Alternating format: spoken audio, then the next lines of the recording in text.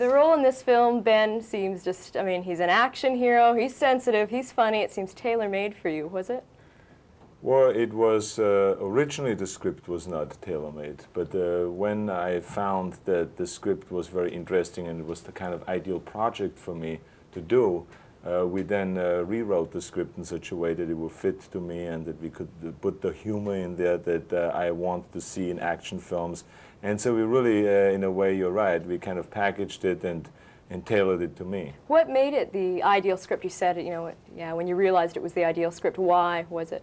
Well, Running Man has the perfect concept to make it a very entertaining film. You know, it is a futuristic film which people love to see.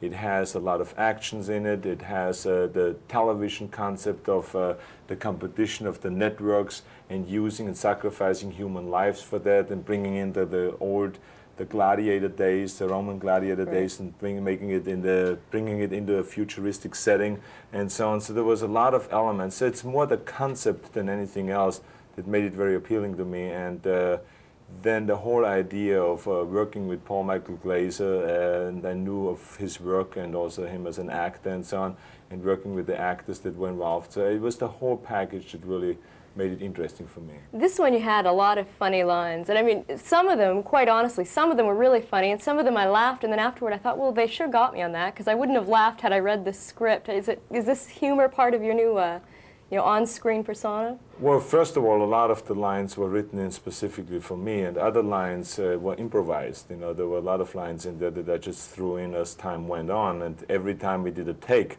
there was a different line maybe there, so they just chose then the ones that worked the best. But yeah, it is very important for my films, and I think that's what differentiates my action films from other people's action films, is that there is a comic relief there and that people really can go there and be entertained rather than being taken through a ride where they're scared for 2 hours throughout the movie, and it maybe makes it less appealing for the female audience.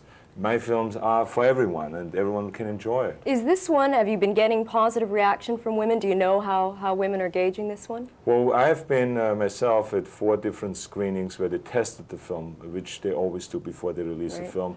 And we have seen the scorecards afterwards, and what came out was that this film was more enjoyed by women than any other film I've ever done. Why do you think that is? I think it is because of the concept. It's a very interesting concept. It is a movie that is a very smartly designed movie, and you have to also think throughout the movie because of the whole concept of network, something that a lot of people think could happen in the future, that fierce competition amongst networks and the government involvement in it. So there's a lot of things there that is a little bit based on reality, although we take a whole futuristic and fantasy concept. Now, you mentioned the director of this one, Glazer? Paul Michael Glaser, right, yes. I wasn't quite sure how to say his last name. You were familiar with his Miami Vice work and his Starsky work, right? That's right, yeah, I was very familiar with his work, and he's a very, very talented man, and I think that he has never done a film of those proportions as this one is, you know. I mean, we're dealing here with a $30 million film, and it's a major motion picture. So, but he pulled it off so well. So I think that he's going to go far. Yeah, when a director comes to a set like that and they're directing Arnold Schwarzenegger, do you know? I mean, how do you kind of define who's doing what there? Because I would think you'd have probably a lot of say. Well, it's very easy.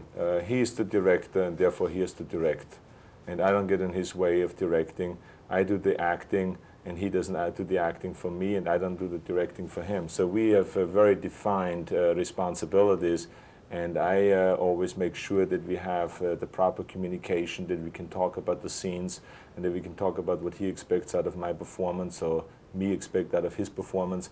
And so it's pretty easy, and I'm easy to be directed because I don't have an ego problem with that. Yeah, that's what everyone says too. Everyone's really positive about you. I'd like to talk a bit about past movies, if that's okay with you. Sure. Okay, there was Conan the Destroyer. No, the Conan the Barbarian, then Conan the Destroyer. What about the Conan movies in general? Were they fun to do? That was. Well, the Conan movies were very important to me because it really was the first time that a studio put $20 million up there to make a film, and then put another $10 million in to promote the film, not only in this country but worldwide. So it kind of set me up as a big-time actor by having that much money behind me. And the second Conan movie was the same thing. The real great breakthrough came with Terminator, of course, because it was the first film where we did not rely on the physical development at all, and we had leather jackets and clothes throughout the whole film, and that movie went through the roof. It became one of Time magazine's top 10 movies of the year, so that was the big breakthrough, actually. Do you think that was because you played the bad guy in that one? No, it was not because of playing the bad guy. It was just that it was, again, one of those films where a lot of thinking went behind it, and it was not just an action-adventure film, but it had another message there. And I think that people like to go and see a film and be entertained, but at the same time do a little thinking in there, you know. So that's the key thing to do in order to appeal to a wide audience. What about last summer's Predator? And that was the first time I'd met you on that one. Looking back at the film, do you see it the same way you did then? Well, yeah, the Predator was again a concept film, and it was a very smart concept. It was you know, something unique. You haven't seen it before, and with a bunch of guys going into the jungle, taking care of a job, and all of a sudden being hit by something totally different that no one could believe can happen. And here's this creature from out of space that is in here, the Predator, that is trying to hunt us down just as a game. And you know, people really enjoyed that, and it became, you know, a big box office success. And I think that's the reason why I was voted as the Star of the Year by the National Theatre Owners Association. Quickly, I know we're getting the time cue, but would you ever consider doing a straight comedy? Absolutely. As a matter of fact, I'm looking for a straight comedy because I love to do comedy, and I love to make people laugh, and so that will be in the future. Absolutely. All right. Well, that's good to hear. I look forward to seeing that one. Thanks very much.